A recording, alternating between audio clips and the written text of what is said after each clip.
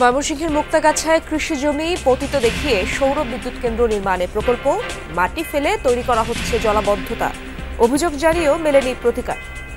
বালু দিয়ে চারিদিকে ঘেরাও করতেছে যাতে পরবর্তীতে আমাদের জমিগুলা তাদেরকে দিতে বাধ্য হয়। আমার কত রকম দর দিয়েছে আমি দিচ্ছি না। আমাদেরকে হুমকিও দেওয়া হয়েছে যে আমরা এই জমি জমা নিবই নিব। রাজধানীর মিরপুরে জুতার শোরুমে অগ্নিকাণ্ড, নিয়ন্ত্রণে বেগ পেতে হয় ফায়ার ফাইটারদের। পরিকল্পিত অগ্নিকাণ্ড, অভিযোগ ভবন মালিকের। 2.5 কোটি টাকারও উপরে প্রোডাক্ট ছিল। এখন পর্যন্ত কি হয়েছে আমরা এখন দেখি নাই। আমার সন্দেহ গত কয়েকদিন ধরে আমাকে হুমকি ধুমকি দিতেছে এটা খালি করার জন্য। নাম নিতে পারবো না কারণ জানের ভয় আছে।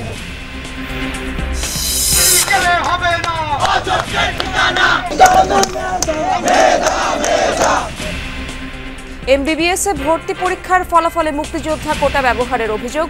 রাতেই ঢাকা বিশ্ববিদ্যালয় সহ বিভিন্ন স্থানে বিক্ষোভ। নতুন করে ফল প্রকাশের দাবি। ৪১ পেয়ে একজন চান্স পেয়ে যায়, অথচ ৭৩ পেয়ে মেধার ভিত্তিতে সে চান্স পায় না। আবারও এই কোটা পদ্ধতি বহাল থাকে, আমরা আবার জুলাই আর আগস্টে ফিরে যাব। আন্দোলন বিপ্লবের মাত্র 6 মাস পরে এসেও কেন আমাদের সেই কোটার বিরুদ্ধে আন্দোলন করতে হবে? ৫ আগস্টের পর বেনাপোল চেকপোস্ট দিয়ে দেশ ছাড়েন আওয়ামী লীগের বহু নেতা।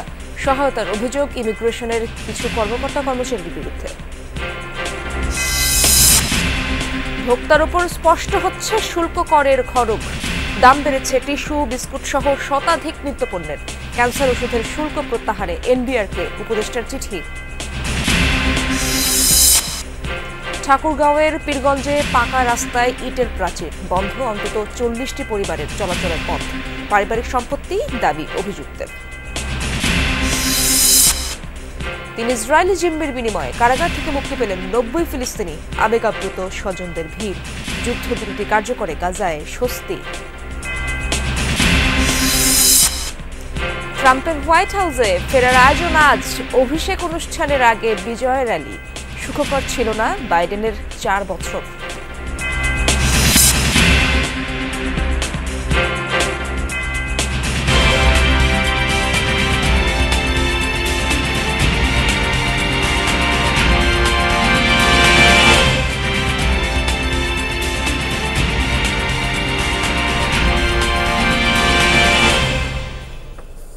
আমন্ত্রণ যমুনা নিউজে। আপনাদের সঙ্গে আছি আমি ইশরাত জাহান। এতক্ষণ শিরোনাম দেখছিলেন।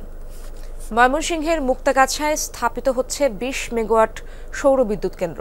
অভিযোগ, সাবেক প্রধানমন্ত্রী শেখ হাসিনার অগ্রাধিকার প্রকল্পের এই সৌর বিদ্যুৎ কেন্দ্রটি কৃষি জমিকে পতিত দেখিয়ে নেওয়া হয়েছিল।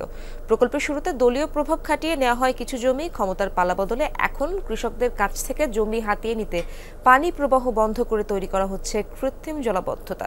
অভিযোগ, সরকারি বিভিন্ন দপ্তরে লিখিত নালিশ জানিয়েও প্রতিকার পাচ্ছে না ভুক্তভোগীরা। মুক্তাগাছার নিমুরিয়ায় ময়মনসিংহ টাঙ্গাইল সড়কের পাশে দাঁড়িয়ে দেখলে মনে হবে সামনে শুধুই পতিত জমি। এবার আরও ভিতরে ঢোকা যাক। দেখা মিলল কৃষি জমির সাথে মাছের খামারের। এখানেই প্রায় ৭০ একর জায়গা নেওয়া হবে ২০ মেগাওয়াট সৌর বিদ্যুৎ কেন্দ্র স্থাপনের জন্য। আর তাই কৃষকদের উচ্ছেদে নেওয়া হয়েছে অভিনব কায়দা। অভিযোগ, চারদিকের জমি আগে বেশি দামে কিনে মাটি ফেলা হচ্ছে।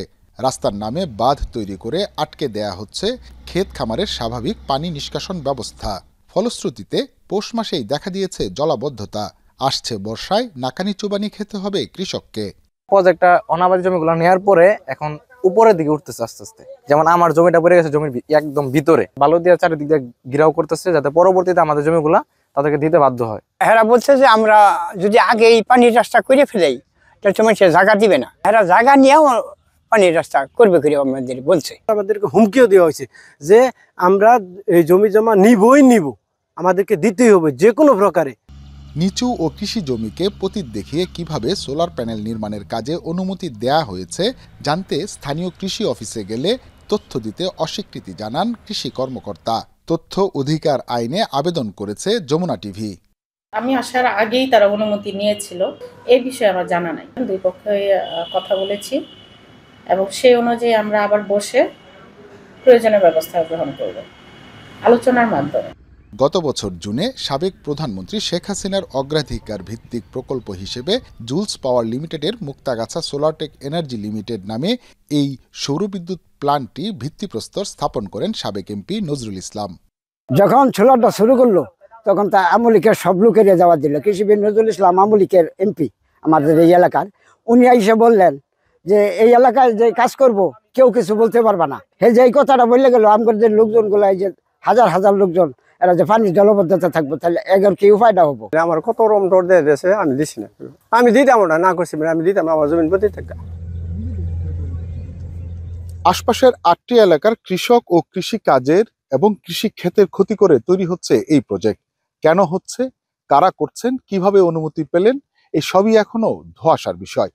তবে ভুক্তভোগী কৃষকরা বলছেন বারবার প্রশাসনের কাছে এর প্রতিকার চেয়েও নিরাশ হতে হয়েছে তাদের।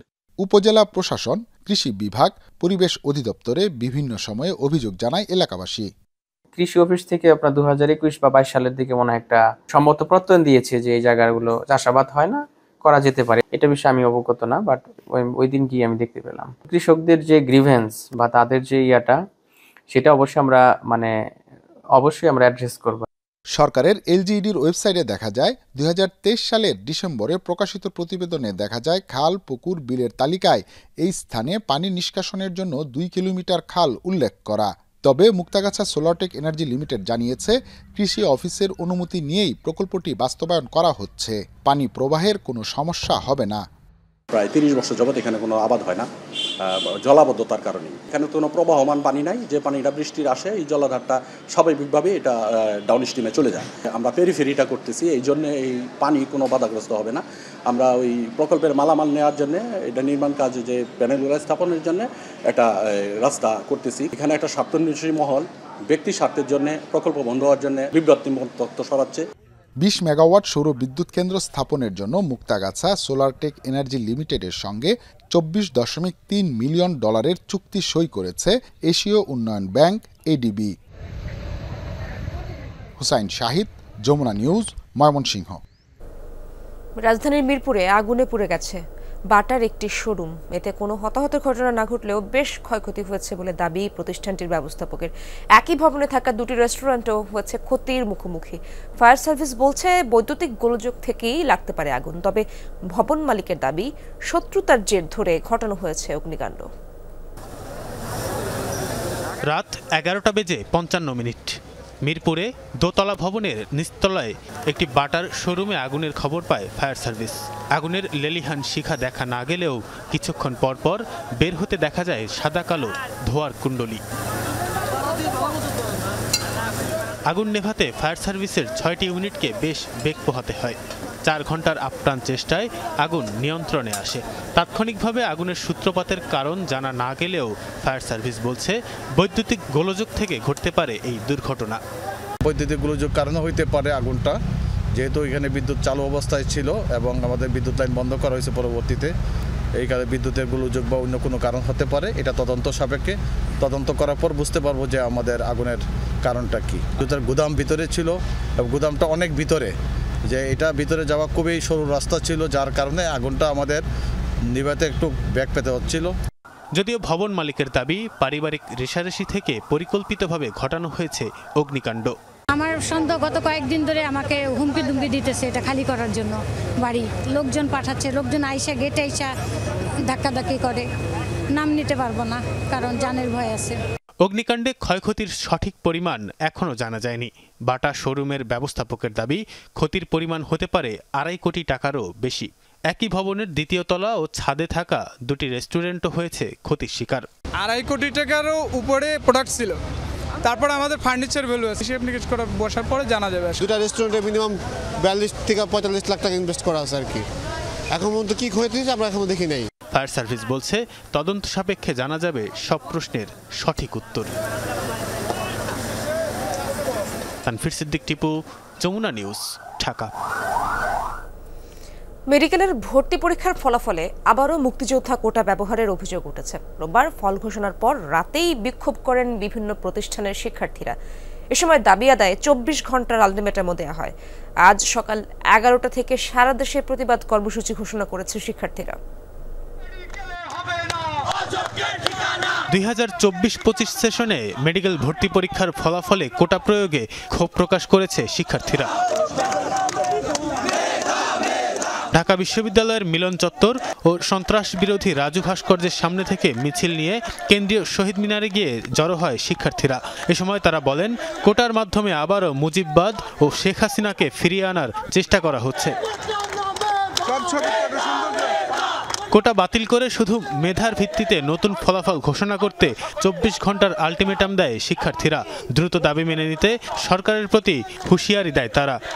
এখনো যদি আবারও এই কোটা পদ্ধতি বহাল থাকে, আমরা আবার জুলাই আর আগস্টে ফিরে যাব। 41 পেয়ে একজন চান্স পেয়ে যায়, অথচ 73 পেয়ে মেধার ভিত্তিতে সে চান্স পায় না।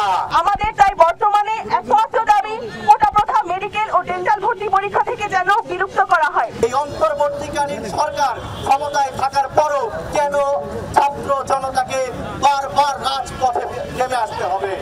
একই সময়ে ঢাকা কলেজ প্রাঙ্গণে বিক্ষোভ মিছিল করে শিক্ষার্থীরা। কোটা বাতিল করে এমবিবিএস ভর্তি পরীক্ষার ফল নতুন করে প্রকাশের দাবি জানানো হয়।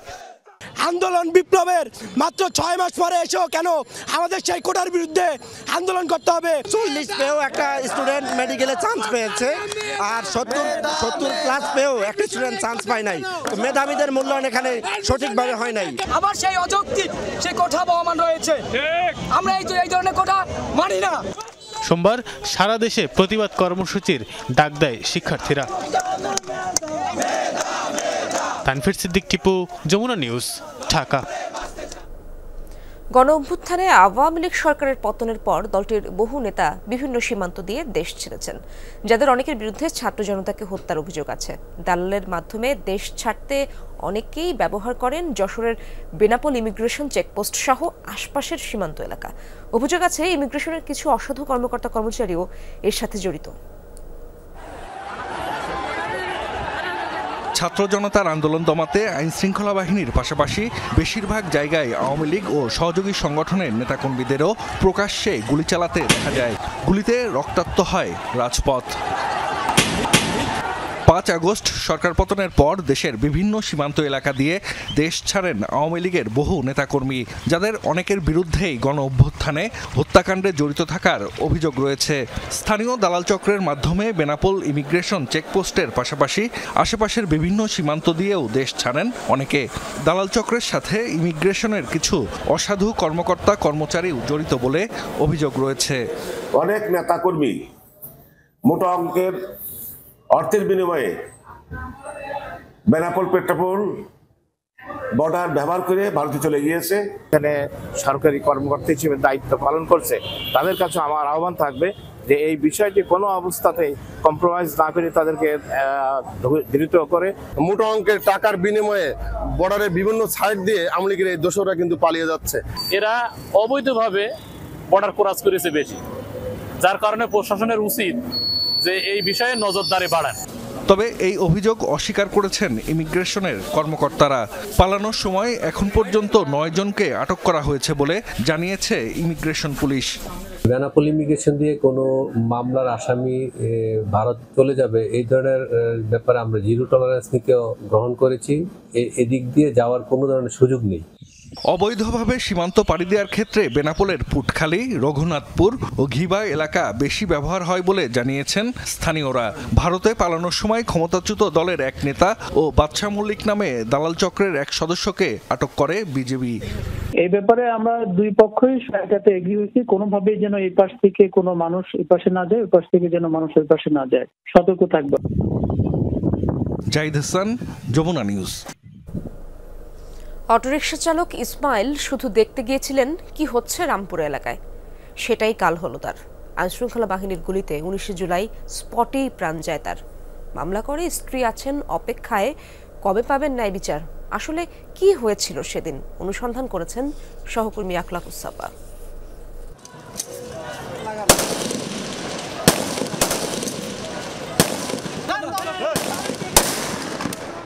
19 জুলাই শুক্রবার আন্দোলনে উত্তাল রামপুরা, মালিবাগ, বনশ্রী, বাড্ডার এই পুরো রাস্তা। রামপুরা টিভি ভবনের সামনে আর ব্রিজের উপর থেকে দুই দিকে চলছিল আইন শৃঙ্খলা বাহিনীর টানা গুলিবর্ষণ।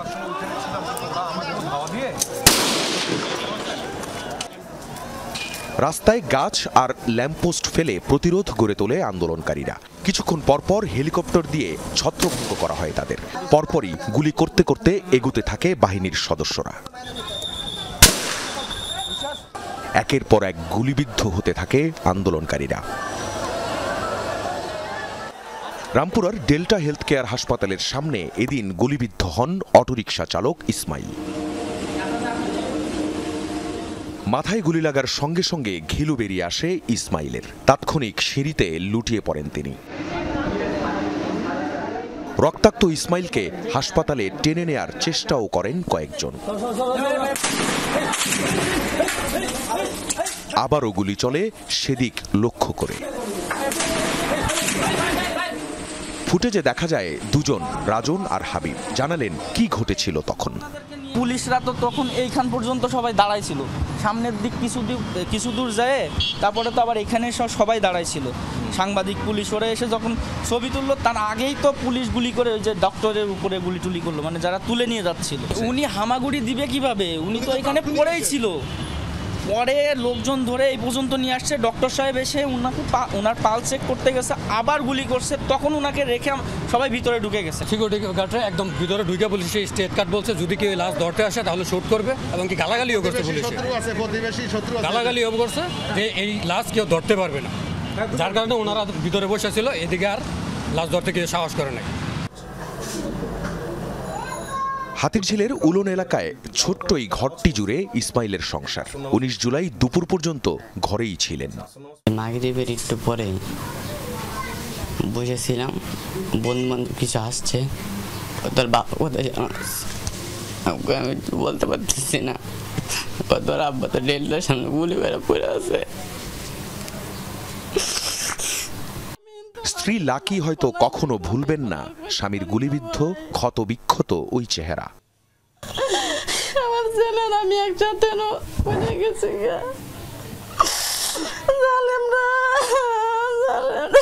পোস্টমর্টম করা হয় নাই? না না, পোস্টমর্টম করতে হয় নাই, ঢাকা মেডিকেল নেওয়ার মতন দেবার সিচুয়েশন ছিল না। সেপ্টেম্বরে এ নিয়ে হাতিরঝিল থানায় মামলা করেন লাকি। আসামি 44 জন, তবে তারা কারা জানেনই না তিনি। আপনি মামলাতে কি চাইছেন আসলে?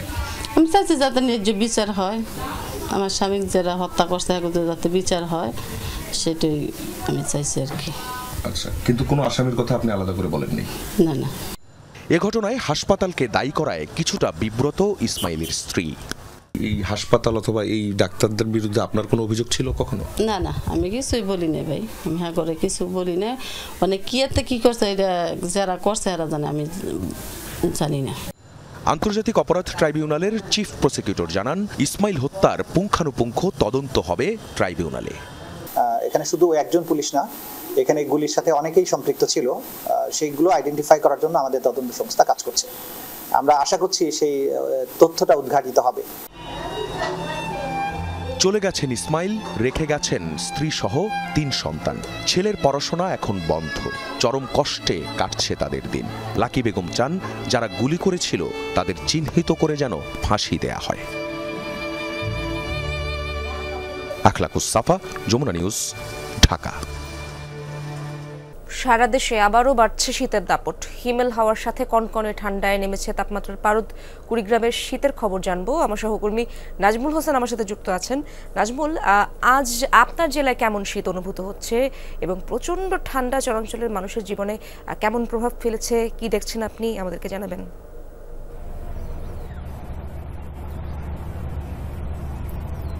ইশরাত, আপনি যেমনটি বলছিলেন, আসলে আমরা যদি একটু বলতে চাই, বিগত কয়েক বছরের তুলনায় এবার কিন্তু শীতের প্রকোপটা অনেকটাই কম। গেল চলতি জানুয়ারি মাসেই 2টা শৈত্যপ্রবাহ গেছে, কিন্তু সাধারণ মানুষের কাছে যে উপলব্ধি শীতের তীব্রতাটা, সেটা কিন্তু লক্ষণ দেখা যায়নি। আজকে সকালবেলা আবহাওয়া অফিসের তথ্য মতে 11.2 ডিগ্রি তাপমাত্রা রেকর্ড করা হয়েছে, আর গতকালকে ছিল 9, মৃদু শৈত্যপ্রবাহ ছিল। সকাল থেকে কুয়াশাচ্ছন্ন আবহাওয়া বিরাজ করছে কুড়িগ্রামের নদ নদী এলাকায়, সব জায়গাতেই। তবে মৃদু বাতাসের কারণে সারা দেশে যে শীতের অনুভবটা হয় তার থেকে একটু ব্যতিক্রম কুড়িগ্রামের চিত্রটা। এখানটা নদ নদীর সংখ্যাটাও বেশি, চরাঞ্চল এবং খোলা পরিবেশটা বেশি থাকার কারণে এখানটায় বাতাসের তীব্রতাটা থাকে সবচেয়ে বেশি এবং কনকনে ঠান্ডা অনুভূত হয়। কিন্তু গেল কয়েক বছরের তুলনায় এবার আমরা ডিসেম্বর থেকে জানুয়ারি পর্যন্ত যদি দেখতে পাই শীতের খুব যে প্রভাবটা সেটা কিন্তু ছিল না, যার কারণে এই অঞ্চলে যে আমরা বলি যে শীতের প্রকোপটা সেটা লক্ষণ না। এটার প্রধান কারণটা হচ্ছে আবহাওয়াজনিত কারণে, আবহাওয়ার পরিবর্তন হওয়ার কারণে শীতের প্রকোপটাও দিন দিন কমে আসতেছে। আর কুড়িগ্রামের জেলা হাসপাতাল সহ বিভিন্ন সরকারি হাসপাতালগুলোতে আমরা দেখতে পেয়েছি যে শিশু এবং বয়স্ক রোগীর সংখ্যাটা বৃদ্ধি পাচ্ছে, যেটা সরকারি হাসপাতাল এবং কুড়িগ্রাম সিভিল সার্জনের তথ্য অনুযায়ী যে তাদের কাছে সরকারি ঔষধ পর্যাপ্ত রয়েছে, কোনো ধরনের কমতি হবে না, এরকম তথ্যটা জানিয়েছে। ধন্যবাদ আপনাকে। ওয়ার্ল্ড ইকোনমিক ফোরামের সম্মেলনে যোগ দিতে 4 দিনের সফরে সুইজারল্যান্ড যাচ্ছেন অন্তর্বর্তী সরকারের প্রধান উপদেষ্টা প্রফেসর ডক্টর মোহাম্মদ ইউনূস। রোববার সন্ধ্যায় রাজধানীর ফরেন সার্ভিস একাডেমিতে প্রধান উপদেষ্টার প্রেস উইং আয়োজিত সংবাদ সম্মেলনে একথা জানান উপপ্রেস সচিব আজাদ মজুমদার। জানান সোমবার দিবাগত রাত 1টার ফ্লাইটে রওনা দেবেন প্রধান উপদেষ্টা। সম্মেলনে যোগ দেওয়ার পাশাপাশি বিভিন্ন দেশের গুরুত্বপূর্ণ ব্যক্তিত্বের সাথে বৈঠক করবেন ডক্টর ইউনূস, যাদের মধ্যে অন্যতম জার্মানির চ্যান্সেলর ওলফ শোলজ, ফিনল্যান্ডের প্রেসিডেন্ট আলেকজান্ডার স্টাব, বেলজিয়ামের রাজা কিং ফিলিপ এবং থাইল্যান্ডের প্রধানমন্ত্রী পেতুংতার্ন সিনাওয়াত্রা। সম্মেলনে বাংলাদেশের বিষয়ে একটি পৃথক সংলাপ হবে, যেখানে বিশ্বের গুরুত্বপূর্ণ ব্যবসায়িক প্রতিনিধি ও নেতৃবৃন্দও থাকবেন। দেশের বিনিয়োগের পরিবেশ সম্পর্কে সেখানে ধারণা দেওয়া হবে। আজাদ মজুমদার আরও বলেন, অন্তর্বর্তী সরকার বিশ্বাস করে দেশের অপার সম্ভাবনার কথা তুলে ধরতে পারলে বিদেশি বিনিয়োগ বাড়বে। বেড়েছে সুপারির দাম, চশমার ফ্রেমেও নেওয়া হচ্ছে বাড়তি অর্থ। টিস্যু কিংবা বিস্কুট, নানা পণ্যের বাড়ছে দাম। ক্রেতার উপর স্পষ্ট হচ্ছে শুল্ক করের খরচ। ক্যান্সার ওষুধের ওপর শুল্ক প্রত্যাহারের এনবিআর চেয়ারম্যানকে চিঠি দিয়েছেন স্বাস্থ্য উপদেষ্টা। একই সঙ্গে মাল্টিভিটামিন জাতীয় ওষুধে শুল্ক বৃদ্ধির পরামর্শ দিয়েছে স্বাস্থ্য মন্ত্রণালয়। আগের জায়গায় ফিরছে নন এসি রেস্তোরাঁয় খাবারে ভ্যাট। একই সঙ্গে কয়েকটি পণ্যের শুল্ক কর নিয়ে হচ্ছে পর্যালোচনা। রিপোর্ট রিমন রহমানের। পানের সঙ্গে বলা যায় অপরিহার্য উপাদান সুপারি। এক্ষেত্রে কাঁচা এবং শুকনা দুই ধরনের সুপারির চাহিদা সমান, কিন্তু এই পণ্যের আমদানি পর্যায়ে সম্পূরক শুল্ক বাড়িয়েছে জাতীয় রাজস্ব বোর্ড এনবিআর। সব ধরনের সুপারিতে সম্পূরক শুল্ক হার এখন 45%, আগের চেয়ে 15% বেশি। কেজিতে দাম বেড়েছে সর্বোচ্চ 200 টাকা পর্যন্ত। কাঁচা সুপারের দাম বাড়তি, শুকনা সুপারের দাম বাড়তি, দোলের দাম বাড়তি, কিন্তু আমাকে ছিল 5 টাকাই লস তো হচ্ছে। প্রতি ইয়াতে 200 টাকা লস হচ্ছে পান সুপারি থেকে। আগে ছিল 380 টাকা, এখন হইলে আপনার 520 টাকা। সানগ্লাস, সব ধরনের চশমার প্লাস্টিক এবং মেটাল ফ্রেমের উৎপাদন এবং সেবা পর্যায়ে বাড়িয়ে দেওয়া হয়েছে ভ্যাট। 10% বাড়িয়ে নতুন হার এখন 15%। এর ফলে চশমার বাজারেও তৈরি হয়েছে অস্থিরতা। করোনায় খেলাম এক ধাপ, এখন খাইতেছে আরেক ধাপ। তো দোকানদার আছে পলাই গেছে, বেচা কিনি নাই, কোথায় থেকে দিবে এগুলা? ভ্যাট বৃদ্ধির কারণে বাড়ছে সব ধরনের টিস্যুর দাম। ডিটারজেন্ট, মেশিনে প্রস্তুত বিস্কুটেও 10% হারে বাড়িয়ে দেওয়া হয়েছে ভ্যাট। বাড়তির দিকে এসব পণ্যের দাম শুধুমাত্র হ্যান্ড টাওয়ালে প্রায় 1 টাকা করে বাড়ছে, আরও বাকিগুলো আপনার অনেকগুলো বাড়বে। যেটা নিচ্ছে এটা অনৈতিকভাবেই নিচ্ছে, কারণ এটা নেওয়ার রাইট সরকারের নাই। শতাধিক পণ্যে শুল্ক কর বৃদ্ধিতে জনজীবনে তৈরি হয়েছে অস্বস্তি। সরকারের মধ্য থেকেও হচ্ছে সমালোচনা।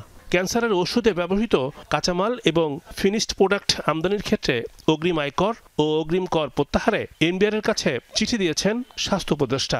একই সঙ্গে মাল্টিভিটামিন এবং মাল্টিমিনারেল ওষুধের কাঁচামাল আমদানিতে নতুন করে 10% ভ্যাট বৃদ্ধির পরামর্শ দেওয়া হয়। চিঠিতে বলা হয়, ক্যান্সারের ওষুধে শুল্ক কমালে রাজস্ব ঘাটতি হবে 40 থেকে 50 কোটি টাকা। অন্যদিকে মাল্টিভিটামিনের শুল্ক বৃদ্ধি করলে বছরে রাজস্ব বাড়বে 350 কোটি টাকা।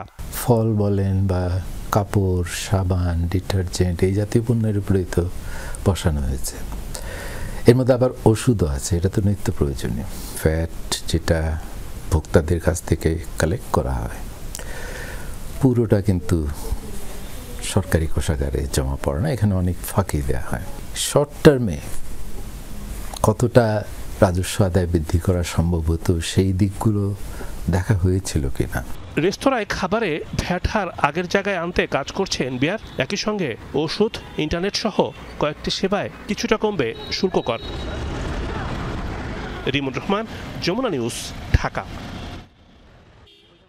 ঠাকুরগাঁওয়ের পীরগঞ্জে পাকা রাস্তায় ইটের প্রাচীর নির্মাণে বন্ধ হয়ে গেছে অন্তত 40টি পরিবারের চলাচলের পথ।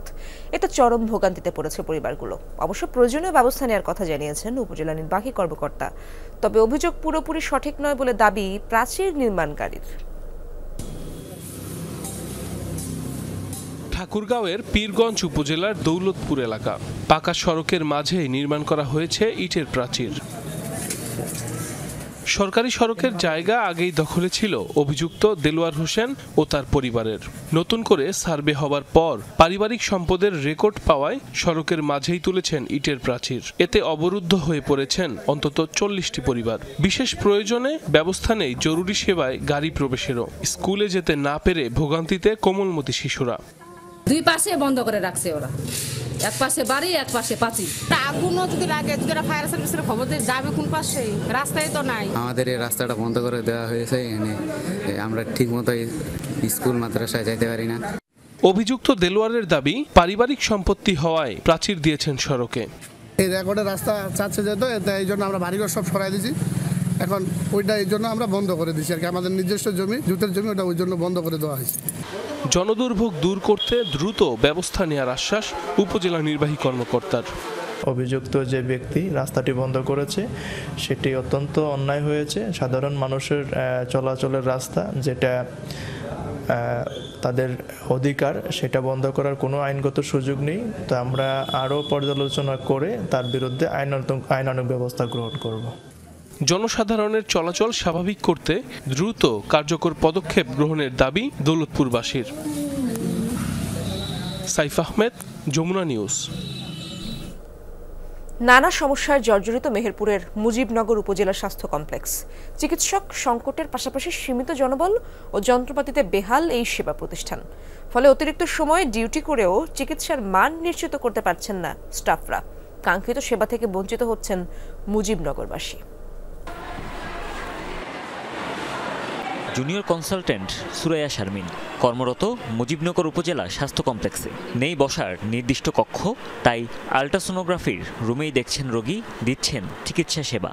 প্রতিদিন আউটডোর এবং ইনডোরে প্রচুর রোগী দেখতে হয় এবং সেই তুলনায় আমরা জনগণ স্বল্পতা কিন্তু অনেক। স্বাস্থ্য কমপ্লেক্সটিতে চিকিৎসক, নার্স, কর্মচারী মিলিয়ে পদ আছে 104টি। এর মধ্যে সার্জারি, অ্যানেস্থেশিয়া সহ গুরুত্বপূর্ণ 25টি পদই খালি। জুনিয়র কনসালটেন্ট 6 জনের বিপরীতে কর্মরত মাত্র 1 জন। ব্যাহত চিকিৎসা সেবা। এখানে অনেক ডাক্তার নাই, অনেক অপারেশন থিয়েটার আছে, কিন্তু সেই সুব্যবস্থা নাই। আমাদের অপারেশন থিয়েটার শুরু থেকে বন্ধ আছে। আমরা ভেবেছিলাম যে 50 যখন 30 শয্যা ছিল তখনও বন্ধ ছিল। এখন 50 শয্যা হওয়ার পরেও এই সমস্যাটা সমাধান হয়নি। নষ্ট আল্ট্রাসোনোগ্রাফির মেশিন, বন্ধ রয়েছে এক্স-রে, অপারেশন ও সিজারিয়ানের মতো গুরুত্বপূর্ণ সেবাও। ধুকে ধুকে চলছে হাসপাতাল, বাড়ছে রোগী ও স্বজনদের ভোগান্তি। ওই জায়গাটা দেখেন, ওই যে গাড়ি চালাবে বন্ধই থাকা যায় না, ভাত, ময়লা, মাটি সব কিছু ফেরিস ওই জায়গাটায়। আজকে শুধু ডাক্তার দেখেছে, ওষুধ সব কিছু বাইরে থেকে কিনতেছে। এখানে চিকিৎসা পায় না, সে কারণে মেহেরপুরে যেতে হয় বা অনেক দূরে চলে যেতে হয়। বাস্তবতা মানছেন চিকিৎসকরাও। স্বাস্থ্যসেবা নিশ্চিতে দ্রুত জনবল নিয়োগের তাগিদ দিচ্ছেন তারাও। প্রথম থেকে শুরু করে চতুর্থ শ্রেণীর সকল কর্মকর্তা কর্মচারীদের কিন্তু অক্লান্ত পরিশ্রম করতে হচ্ছে এবং নর্মাল ডিউটির চেয়েও অনেক বেশি ডিউটি করতে হচ্ছে। অনেক সময় দেখা যাচ্ছে আমরা 18 ঘন্টা বা এর চেয়ে অনেক বেশি ডিউটিও আমাদের করা লাগছে। জনবল কিন্তু এখনো 31 শয্যারই আছে, এখনো 50 শয্যার অনুমোদন। এটা একটা সময় লাগে, এটা দীর্ঘ প্রক্রিয়া, কিছুটা এটা প্রক্রিয়াধীন। 2023 সালে 31 থেকে 50 শয্যায় উন্নীত হয় মুজিবনগর উপজেলা স্বাস্থ্য কমপ্লেক্স। প্রতিদিন বহির্বিভাগ ও ইনডোর মিলিয়ে গড়ে সেবা নেন কয়েক শতাধিক মানুষ। হুমায়ুন রশিদ, যমুনা নিউজ। দিনাজপুরের বোচাগঞ্জে ঋণ করে আলুর চাষ করছিলেন 30 জন বেকার যুবক। অধিক ফলনের আশায় কিনেছিলেন উন্নত বীজ, তবে নির্ধারিত সময় পেরোনোর পরও পাননি কাঙ্ক্ষিত ফসলের দেখা। বীজ সরবরাহকারী প্রতিষ্ঠানের বিরুদ্ধে ব্যবস্থা গ্রহণ সহ ক্ষতিপূরণের দাবি তাদের। মাসখানেক আগে লাগানো আলুর বীজ থেকে গজিয়েছে নতুন কুঁড়ি। বিস্তীর্ণ ক্ষেত জুড়ে যেন সবুজ গালিচা। আনন্দ আর স্বস্তিতে দিন যেতে থাকে চাষিদের। আলু আবাদের লাভ হবে এমন ভাবনায় মোটা অঙ্কের টাকা ঋণ নিয়ে বিনিয়োগ করেছিলেন দিনাজপুর বোচাগঞ্জের সুলতানপুর গ্রামের ৩০ যুবক। বেশি টাকায় খরিদ করেন অধিক ফলনশীল আলুর বীজ। এরপর ফলন তোলার সময় হতভম্ব সবাই। সবুজ গাছে ছেয়ে থাকলেও আলুর দেখা নেই বেশিরভাগ গাছের গোড়ায়। এতে হতাশার পাশাপাশি ঋণের টাকা ফেরত নিয়ে পড়েছেন দুশ্চিন্তায়। হাকিম সাহেবের কাছ থেকে আলুর বীজ ভান্ডার থেকে বীজ নিয়েছিলাম, তিনি আমাদেরকে খাঁটি আলুর বীজ দিয়েছে, যা আলু উৎপাদন করে আলুর গাছ দেখা যাচ্ছে কিন্তু আলু ফল পাচ্ছি না। ঋণ করে আমরা এই বিনিয়োগ করছি যে আগামী দিনে আমরা সক্ষমতা অর্জন করতে পারবো, কিন্তু এমন এক ধোঁকাবাজের পাল্লায় পড়ে আমাদের জীবনের সবকিছু হারাই ফেলছি। কিছু গাছ হচ্ছে গ্যাপ, আলু তো নাই। এখন মনে করেন যে এলা তো ধার দেনা করে না, আমরা মনে করেন জমি জমাত আলু লাগাইছি, এলা এখন মনে করেন আদে কিছু কিছু আলু হয়েছে, দেখেন এরকম একটা। উন্নত মানের বীজে প্রতারিতের লিখিত অভিযোগ নিয়ে তারা হাজির হন উপজেলা কৃষি অফিসে। এরপর ক্ষতিগ্রস্ত মাঠটি পরিদর্শন করেন কৃষি কর্মকর্তারা। জানান প্রতারণার ব্যাপারে জানানো হয়েছে সংশ্লিষ্ট দপ্তরে। আশ্বাস দেন জড়িতদের বিরুদ্ধে নেওয়া হবে ব্যবস্থা। বিভিন্ন জাতের আলুর বীজের রোপণ করা হয়েছিল এবং যার কারণে এবং বীজের মান বা গুণাগুণ একটা মাতৃ বীজের যেটা হওয়ার কথা ছিল সেটার অনুপস্থিতি ছিল। শুধু বীজ সরবরাহকারী প্রতিষ্ঠানের বিরুদ্ধে ব্যবস্থা গ্রহণই নয়, ক্ষতিপূরণেরও দাবি জানিয়েছেন ওই ভুক্তভোগীরা। সাইফ আহমেদ, যমুনা নিউজ। আন্তর্জাতিক প্রসঙ্গ। যুদ্ধবিরতি কার্যকরের প্রথম দিনে ইসরায়েলি কারাগার থেকে ছাড়া পেল 90 ফিলিস্তিনি বন্দী। চুক্তির শর্ত হিসেবে 3 ইসরায়েলি জিম্মির বিনিময়ে মুক্তি পেয়েছেন তারা। কয়েক ঘন্টার অপেক্ষা আর শঙ্কার পর গভীর রাতে পশ্চিম তীরে প্রবেশ করে মুক্তিপ্রাপ্তদের গাড়ি নেওয়া হয় রামাল্লার কাছাকাছি বেইতুনিয়ায়। তাদের স্বাগত জানাতে ফিলিস্তিনিদের ঢল নামে রাস্তায়। গান, স্লোগান, আনন্দ উচ্ছ্বাসে মেতে ওঠে তারা। প্রিয়জনকে কাছে পেয়ে আবেগ আপ্লুত হয়ে পড়েন স্বজনরা। প্রথম ধাপে মুক্তিপ্রাপ্ত ফিলিস্তিনিদের মধ্যে 69 নারী ও 21 কিশোর রয়েছে। রোববার মুক্তি পেতে যাওয়া জিম্মিদের তালিকা প্রকাশ ঘিরে জটিলতায় গাজায় 3 ঘন্টা দেরিতে কার্যকর হয় বহুল কাঙ্ক্ষিত যুদ্ধবিরতি। সন্ধ্যায় মুক্তি পায় হামাসের কাছে জিম্মি 3 বন্দী। রেড ক্রসের কাছে হস্তান্তর করা হয় তাদের, পৌঁছে দেওয়া হয় সীমান্তে। ইসরায়েলি সেনাবাহিনী দেশে ফিরিয়ে নেয় মুক্তিপ্রাপ্তদের।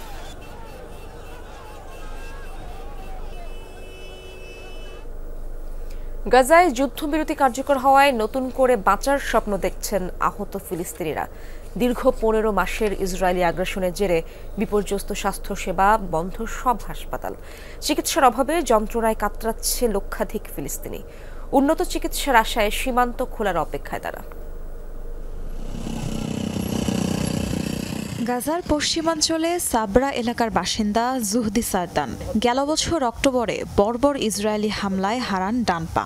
আল-শিফা হাসপাতালে ভর্তি হলেও ওষুধ সরঞ্জামের অভাবে জোটেনি পর্যাপ্ত চিকিৎসা। আগ্রাসনে ধ্বংস হয় তার বাড়িঘরও।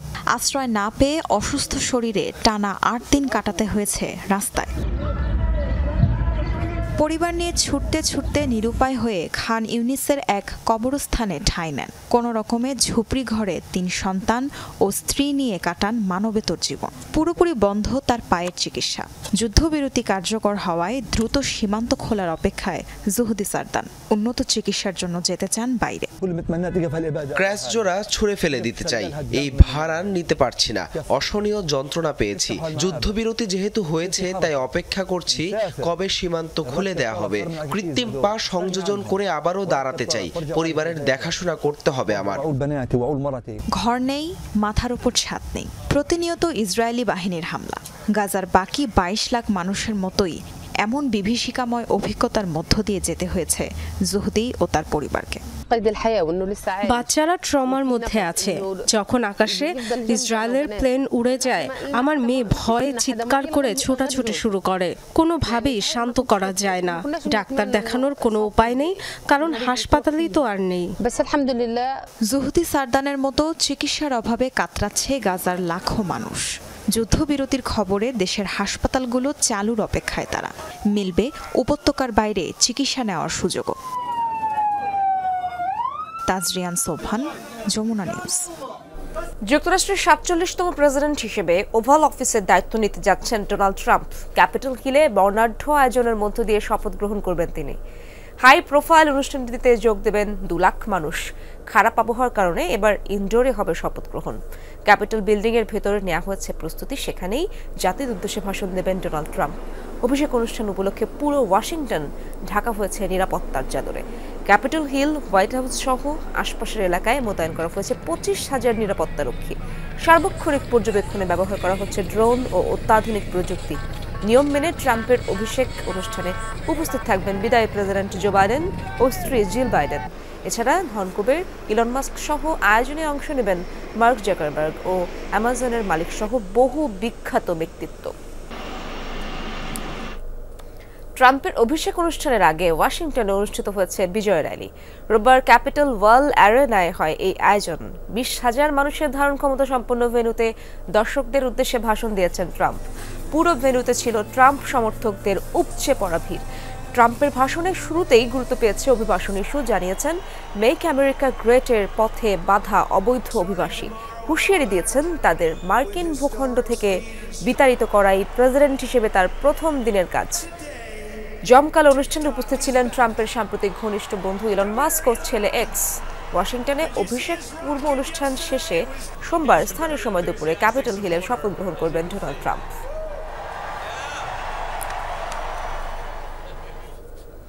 জো বাইডেনের ক্ষমতার ৪ বছরে নজিরবিহীন সংঘাতের মধ্যপ্রাচ্য দেখেছে বিশ্ব।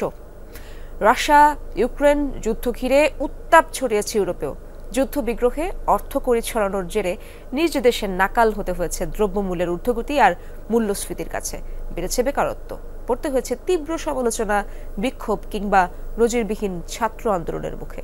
সব মিলিয়ে খুব একটা সুখকর ছিল না বাইডেনের আমল। তলানিতে ঠেকেছে জনপ্রিয়তা। বয়সের ভারে কাবু হয়ে শেষমেশ নির্বাচনী দৌড় থেকেই সরে দাঁড়াতে হয় ৮২ বছর বয়সী প্রেসিডেন্টকে।